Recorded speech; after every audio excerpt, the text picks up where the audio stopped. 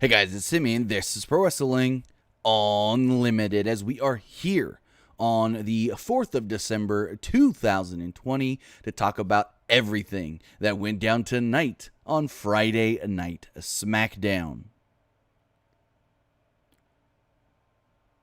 For some reason, I'm getting a weird echo in my headphones. Give me 1 second, guys. I need to just check one little thing, and then we'll be good to go. Let's see.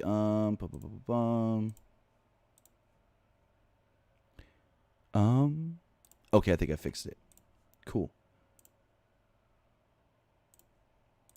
Awesome, we're good to go. We're here, twitch.tv /PW Unlimited. We're here, youtube.com twitch.tv /PW Unlimited.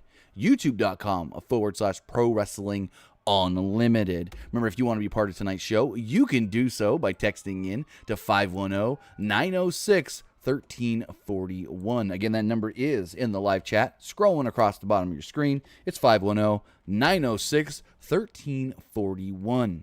Also, remember, here on Twitch, any money we do make goes back to helping families that have been displaced by the Creek Fire here in Central California. We want to help out some of these families, especially as we get close to Christmas. And I do know of a couple families that, well, their kids aren't going to get much this year for Christmas. And I really do want to help them out as much as we can. Also with that, you can help us a couple of different ways. Either with a donation by hitting that button down below, giving them Twitch bits, or with a subscription. You can subscribe to us here on Twitch one of two different ways, either with a tiered subscription or with your Amazon Prime, because if you have Amazon Prime, then you have Prime Gaming. With Prime Gaming, not only can you watch the new Coming to America movie in just a couple of weeks, but you can also subscribe to any one Twitch channel that you want to subscribe to throughout the month, and we would greatly appreciate it if you give that subscription to us, because it ain't costing you anymore. If you've already paid that $100 and whatever for the year for Amazon Prime, or the $12 a month, then boom, you've already got it built in. You've already got it lumped up. So we would greatly appreciate it if you gave us that subscription here on Twitch. But with that, we're here to talk about some Friday Night Smackdown.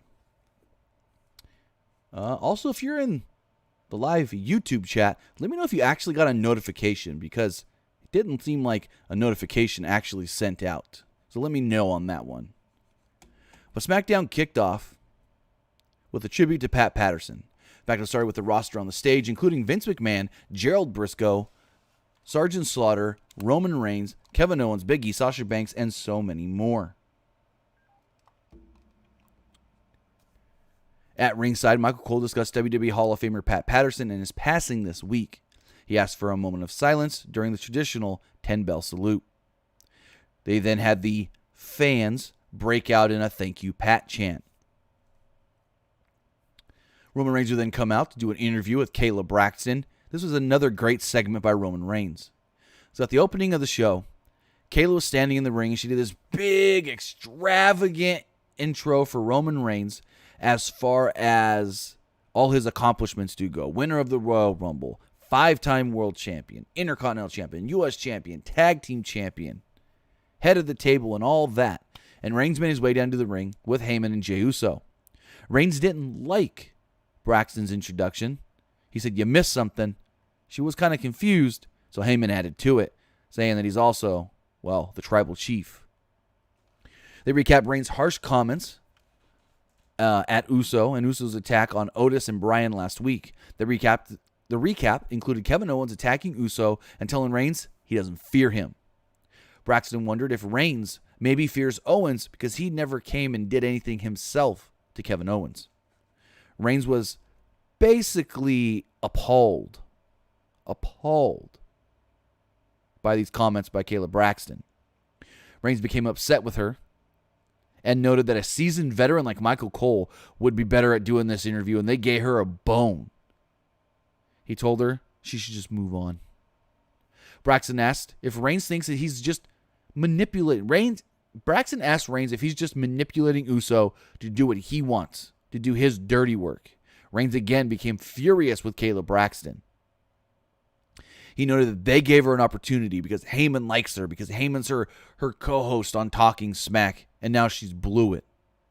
Basically, Roman told Paul, handle this rookie.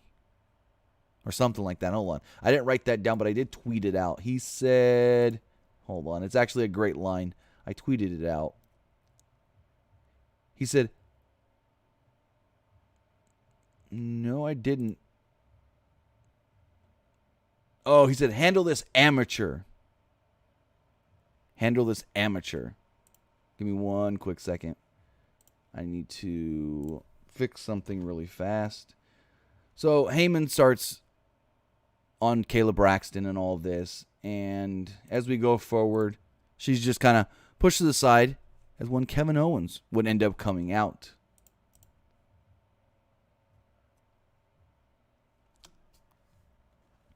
Owens noted that Reigns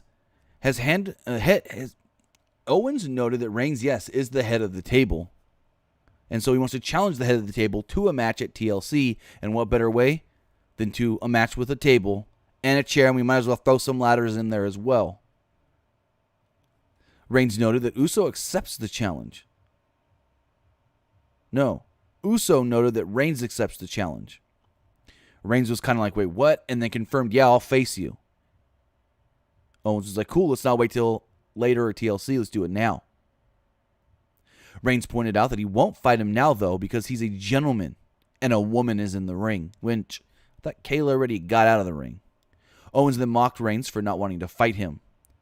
Basically called him a little bitch. Next up, they announced that there will be a Pat Patterson tribute 6-man tag team match later on tonight with all former and the current Intercontinental Champions. So next up, Natalya took on Bayley with Bianca Belair at ringside on commentary. And this just blew my mind that they had the perfect opportunity to hype up Tribute to the Troops on Sunday, and they didn't. So Natty and Bayley are in the ring, and Corey Graves literally goes, Bianca, these are two women that I bet your path will cross with in the future. Let me rephrase that again. These are two women that I bet your path will cross with, or you'll cross paths with, in the future. Not even going to mention that Bianca is teaming with Sasha Banks at Tribute to the Troops to take on who? Natty and Bayley. Who? Natty and Bayley. She's going to cross them in 2 days on Fox.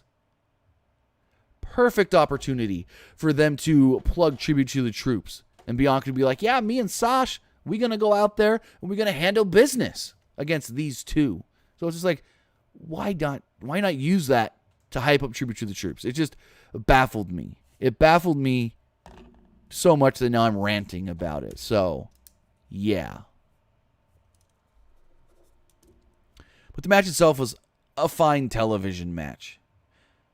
Bayley had the early advantage, but she started yelling at Belair. Michael Cole noted that Bayley seems distracted with Belair on commentary. Natty took advantage and sent Bayley into the ring steps to gain control as they went to the break. Back from that commercial break, Bayley was back in control and in second gear, and then got a near fall. Natalya attempted a sharpshooter, but Bayley pushed off. She follows up with a running knee. Bayley then missed a charge in the corner, and Natty did get her down and lock in a sharpshooter. Bianca Belair then jumped up from the commentary test, started going. And what happened? Bayley tapped. Yes, Bayley tapped out. Bianca Belair teased her a little bit more, and there we go. So we get another Pat Patterson celebration video, and this was great. They showed various tweets dedicated to Pat Patterson from Vince McMahon, Hulk Hogan, Rey Mysterio, and many others. They had the original Intercontinental Championship at ringside as well, the one that Pat won in a fictitious tournament in Rio de Janeiro. That's a whole other story for another day. They showed an incredible Pat Patterson tribute video with him singing Frank Sinatra's My Way, which included Pat singing it because that was Pat's thing. You go to karaoke, Pat's going to sing My Way. They showed pictures and clips from his career, including Bruno Sammartino, Hulk Hogan, Bret Hart, Shawn Michaels, Dusty Rhodes, and so much more. Again, this was another incredible video. I just can't say how incredible it was. So next up, we got the Pat Patterson tribute match. It It was Daniel Bryan, Big E, and Rey Mysterio against Dolph Ziggler, Shinsuke Nakamura, and the current Intercontinental Champion, Sami Zayn. So everyone's coming down to the ring, and all of a sudden I hear something. I'm like, what the hell is this? And well, Big E's got new music. Big E's no longer coming out to the New Day music, which I'm so sad because we'll never hear again, at least not until they put the New Day back together. Oh, whatever city we're in. You know? But Big E comes out. He's got the bowl of powder or chalk, whatever you want to call it. Grabs it. Poof. Does the old NXT thing. So Mysterio and Nakamura started off this match and went back and forth. Mysterio took Nakamura down with the head scissors so he could tag out. Big E powered over Ziggler to gain the advantage for the babyfaces. Bryan then worked over Ziggler's arm and was firmly in control. Zayn grabbed Bryan's leg, which caused a distraction, and Ziggler jumped Bryan from behind. Zayn was bragging at ringside when Bryan recovered and hit a suicide dive on Sami. Bryan climbed to the top, but Ziggler rocked Bryan with a dropkick, and Bryan fell hard to the floor below. Back from a break, the heels were firmly in control until Bryan and Ziggler collided in the middle of the ring. Big E got the hot tag and ran wild on Nakamura, who got a tag as well. Big E hit a splash on Nakamura. Nakamura recovered and rocked Big E with some kicks to the head. Mysterio then tagged himself in and hit a springboard sunset flip for a near fall. Zayn fought back and hit a blue thunder bomb for a very, very close near fall. Bryan got in and rocked Ziggler with some kicks and then got him into the corner. Bryan hit a Hurricane Rana off the turnbuckle, but Ziggler rolled through and got a near fall. Bryan and Ziggler went back and forth, trading pin attempts. Ziggler hit a Famouser for another close near fall. Zayn made the blind tag, and Ziggler attempted the super kick, but Bryan avoided it, hitting the running knee. Zayn then jumped in and rolled up Bryan for a close near fall. Bryan then got the yes lock in, but Zayn made it to the ropes. Bryan and Zayn traded pinning attempts, and the finish came when Bryan got that inside cradle and picked up the victory. So Daniel Bryan pins the current Intercontinental Champion, Sami Zayn. So after the match, all the baby faces, they leave. Well, they start to leave, and the heels are like, hey, come and get us. We know you guys got more in ya. And I'm like, what the fuck? So the baby faces all huddle up and like, yeah, okay, cool, let's do this. We got it. Go! And they run back into the ring, and all three guys brawl. They throw out Nakamura. They throw out Sami Zayn, and it's 3-on-1, old Dolph Ziggler. And Dolph's like, hey, we're friends. We don't need to fight. Come on, guys. Ray, we go far back. Big E, we really go far back. Daniel, we're buddies. And I'm like, he getting wrecked. And he did. Bryan used an atomic drop on Ziggler. Mysterio followed this up with a 619, and Big E hit, well, the big ending.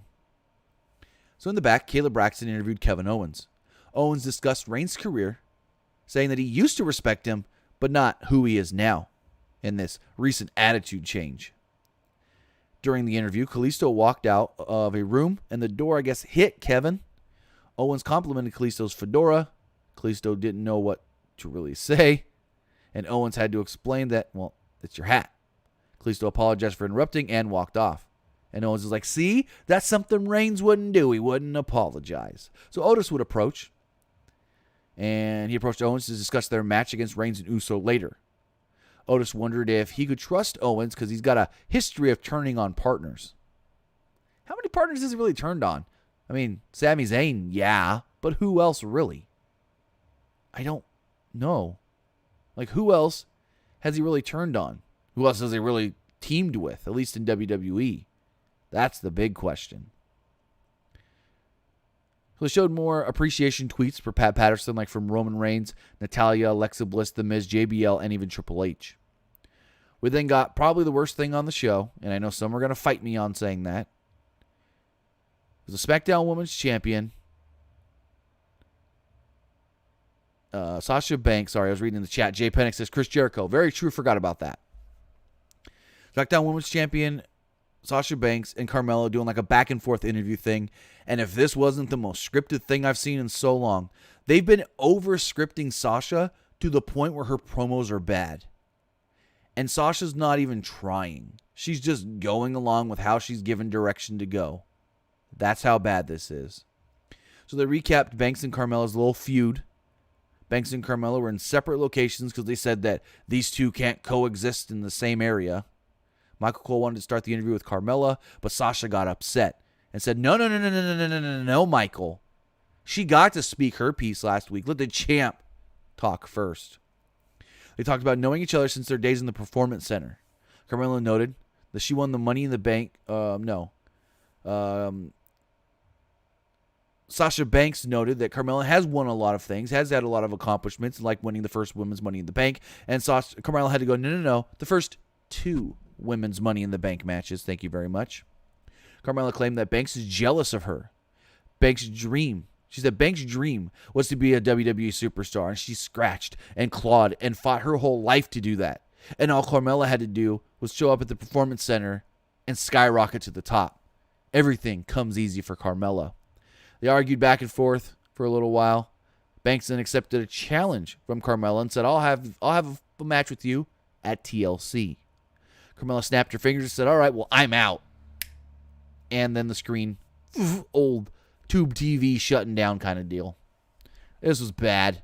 This was real bad. It's probably the worst thing on the show. So next up, we had King Corbin versus Murphy. They recapped Murphy and Corbin's match from last week, including Corbin promising to be prepared for this week, and boy, was he ever. He was prepared with Steve Cutler and Wesley Blake. Cutler and Blake came down to the ring in black suits and hoods on, so you kind of could but couldn't identify them. Plus, they both were clean shaven. I don't remember the last time I saw either of them without a beard. But at first, Corey Graves and Michael Cole were stunned and like, who are these guys? Who are these guys? I don't know. Who are these guys? And finally, after a break, they were like, Corey Graves goes, hey, it's Steve Cutler and Wesley Blake. So Corbin had the early advantage and tossed Murphy across the ring. Murphy recovered and attempted the sunset flip. Corbin blocked the move, though. Murphy sent Corbin to the floor and wiped him out with a kick off from the apron. Murphy had a brief stare down with Cutler and Blake. And I think this would have been what they should have mentioned here, which they probably won't because it was an NXT thing. They should mention, hey, there's big-time history between Murphy and Wesley Blake. I mean, they're former NXT Tag Team Champions together. And for Blake to now be helping Corbin against Murphy, oh boy. Like, there's a story built into this story already there, but it's like, are they really going to mention it? So Corbin took the advantage and pushed Murphy into the ring. He tossed him over the announce table as well. Back from a break, Corbin was firmly in control and continued his beat down on Murphy. Murphy fought back and applied a chin lock. Corbin broke free of it, though. Murphy hit a missile drop kick. Sinclair Saturday in the chat says, I think Corey mentioned that on commentary that Murphy and Blake used to team. Okay, I must have completely missed that then because I did not hear that at all. My bad. Corbin attempted the ring post clothesline, but Murphy rocked him with a knee. Murphy climbed to the top, but Corbin okay, here we go. I wrote that way wrong. Murphy climbed to the top, but Corbin signaled to Blake and Cutler. They attacked Ray and Dominic at ringside. Murphy helped and chased the heels into the ring. Murphy walked right into, though, an end of days, and Corbin pinned him to pick up the victory. So in the back, the Smackdown Tag Team Champions, the Street Profits, were doing what they were doing on Raw a year ago. Just recapping other things. Not even doing anything for themselves, which is horrible. Bad. It's like they're your tag champs, and you're using them as, like, recap guys? Oh, no. So eventually, Robert Roode would come up and say, hey, you guys talk about everybody else but your situation. I pinned you guys last week. Where's my title shot? And Cesaro would interrupt and go, hey, there's an even better tag team here. Me and Shinsuke Nakamura. They all banded title shots, and we'll see where this goes. More tribute tweets for Pat Patterson from Drew McIntyre, Ric Flair, Edge, Shawn Michaels, Stephanie McMahon, and The Rock. We then move on to our main event. It was Kevin Owens and Otis taking on the Universal Champion Roman Reigns and Jey Uso. So before the match, or earlier in the night, Jey was like, Roman, I'm sorry for accepting a match with Owens for you. I overstepped. I understand. And Roman just goes, don't worry. Your punishment's coming. And well, his punishment was starting this match by himself. Uso makes his way down to the ring, and he stands at the end of the ramp and goes, oh, he ain't coming. Okay, he ain't coming. He knew it. He knew it. Otis had the early advantage and backed Uso into the corner. Uso briefly fought back, but Otis hit a vicious clothesline. Otis got the tag and beat down Uso in the corner. Uso recovered and hit a Samoan drop. Reigns' music would hit, and he finally made his way down to the ring. Owens rocked Uso with an enziguri, and both guys went down. Reigns ran into the ring and hit a Superman punch on Otis on the apron. Reigns viciously beat down Otis around ringside with the steel steps, and this wasn't a disqualification. Corey Graves tried to justify the attack because neither guy is the official man, so it doesn't matter what happens here. Bullshit. After a commercial break, the heels were firmly in control as Owens was basically now all on his own because, well, Otis was taken out of the match and taken away during the break. Jay missed a splash in the corner. Owens recovered and hit a cannonball. Owens screamed at Reigns and said, "Get in the ring. Fight me." Reigns just ignored it. Owens then hit a Samoan drop on Uso that enraged Roman Reigns because that's his move. That's their move. They're the Samoans that hit the Samoan drop, not Kevin Owens. Reigns was furious that Owens did this. Reigns then got in the ring and nailed Owens. Uso then rocked him with a super kick. Referee told Roman, "Get out of the ring, I'm going to disqualify you." Uso climbed to the top rope to go for the splash, and Roman said, "Stop. Get down. Tag out. Get down. Tag out. I finish this. This is my show. I finish this off." Uso reluctantly climbed down, teased tagging, but then Owens rocked Reigns off the apron. Owens then hit a stunner to Jey Uso, went for the pin, and Roman broke it up. Roman then locked on a guillotine submission on Owens, would not break it, so the referee called for the disqualification. After the match, Reigns and Uso beat down Owens with steel chairs. Uso placed a chair on Owens and hit a splash. Reigns would then go full ham and attack Uso as well. Just beat the ever-loving piss out of him with the chair. Reigns then yelled at Owens, got in Owens' face, draped the championship over Owens' chest, and grabbed him by the beard. For several minutes, he yelled at him, saying, "You're trying to divide my family? You're trying to break up my family? You're trying to do this to us? Your family is not only going to respect it, they're going to fear me because I am the head of the table."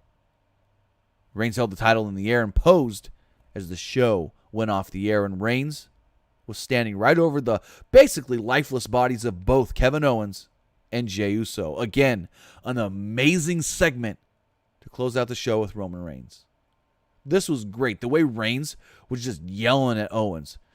"You don't do this to my family. You're trying to divide my family. I'm going to make you and your family fear and respect me." And he just went on, and I was just like, damn. This was great. This was great. But with that was Friday Night Smackdown. Great show. I really liked it other than the women's segment, which was kind of meh. Overly scripted in my opinion. But with that, if you want to be part of tonight's show, you can do so by texting in to 510-906-1341. Again, that number is 510-906-1341. Whoop, give me 1 second. Trying to put the number in the chat for you guys, and it does not want to go. Also giving you an extra second or two to text in. All right, let's see what you guys got to say. Also, on Twitch, we ran a poll. 83% of you liked SmackDown. 17% thought it was all right, and nobody disliked it, so that's good.